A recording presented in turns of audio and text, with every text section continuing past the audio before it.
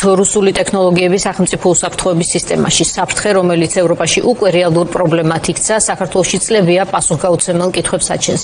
მაშინ, როცა სლოვაკეთმა მაგალითად რუსულ მოწყობილობებში საეჭვო წვდომის არხები გამოავლინა, ქართული ოცნების შინაგან საქმეთა სამინისტრო კვლავ რუსულ პროგრამულ უზრუნველყოფას იყენებს. უცნობია, რამდენად დაცულია ამ სისტემებში თავმოყრილი მონაცემები და ვის შეიძლება ჰქონდეს მათზე წვდომა. რამდენად დაცულები არიან საქართველოს მოქალაქეები, რომ მათი მონაცემები რუსეთის სპეცსამსახურების ხელში არ აღმოჩნდება. სლოვაკეთში მომხდარმა სკანდალმა ეს თემა კიდევ ერთხელ გაააქტიურა. რუსული წარმოების საგზაო კამერებში იქ კრემლის სპეცსამსახურების კვალი აღმოაჩინეს. ირკვევა, რომ ტექნოლოგიური შემოწმებისას 12 რუსული ნომერი იპოვეს, რომლითაც უცხო პირებს სისტემაში შეღწევის საშუალება ეძლეოდათ. ამ შემთხვევაში სლოვაკეთი საკუთარმა უსაფრთხოების ორგანომ დაიცვა. თუმცა რა ხდება საქართველოში, სადაც შინაგან საქმეთა სამინისტრო წლებია ოკუპანტის სახელმწიფოს მიერ წარმოებულ პროგრამებს იყენებს.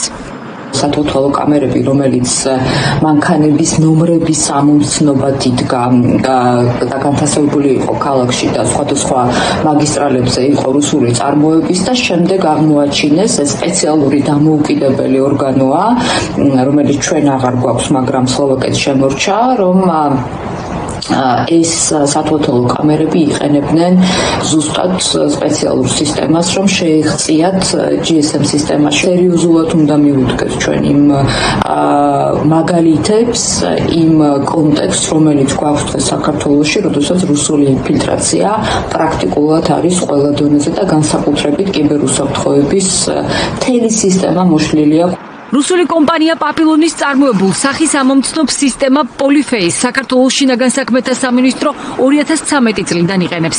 ის ოცნებამ ხელისუფლებაში მოსვლისთანავე შეიძინა. სახის ამომცნობი ალგორითმიც ასევე რუსული კომპანია 3D-ვის პროდუქტია. მას შემდეგ უწყებას პროგრამული განახლება არაერთხელ აქვს შეძენილი. როდესაც საქართველოს შინაგან საქმეთა სამინისტრო იყენებს რუსულ ტექნოლოგიებს, რა თქმა უნდა, ეს ავტომატურად ნიშნავს იმას, რომ რუსულ FSB-ს აქვს პირდაპირ წვდომა მთელ იმ ინფორმაციაზე, რომელსაც აგროვებს ეს ტექნიკური საშუალებები. ამიტომ არის სრულიად დაუშვებელი, რომ საქართველოში იყოს გამოყენებული რუსული ტექნოლოგიები, განსაკუთრებით საქართველოს მოქალაქეებზე მიყურადების დროს, და ზუსტად ამიტომ ევროკავშირში არის ამოქმედებული მთელი რიგი რეგულაციები, რომლებიც ზღუდავენ ავტორიტარული რეჟიმების მიერ წარმოებული საპოლიციო საშუალებების გამოყენება. დამატებით საფრთხეს ქმნის ის, რომ რუსეთის კანონმდებლობა პროვაიდერ კომპანიებს ავალდებულებს მოქალაქეების შესახებ მათ ხელთ არსებული ინფორმაციები უსაფრთხოების სამსახურებს მიაწოდონ. კრემლი თავის დროზე ამტკიცებდა, რომ ეს ნორმა უცხო ქვეყნის მოქალაქეებზე არ გავრცელდებოდა. თუმცა, როდესაც საქმე რუსულ კანონმდებლობასა და უსაფრთხოების სტრუქტურებს ეხება, მათი სიტყვის ნდობის საფუძველი აღარ არსებობს.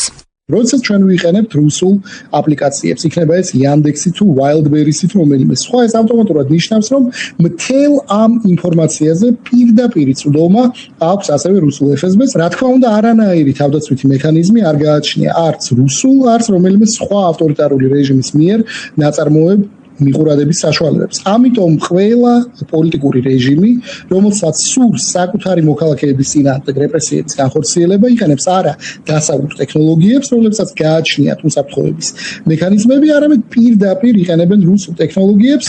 როდესაც კრიტიკული მნიშვნელობის სისტემებში უცხო და მით უფრო მტრული სახელმწიფოს მიერ წარმოებული ტექნოლოგიები გამოიყენება, კიბერუსაფრთხოების სპეციალისტების აზრით უკიდურესად სახიფათოა, როგორც ინფორმაციის გაჟონვის, ისე ფარული კონტროლისა და კიბერშეტევების თვალსაზრისით.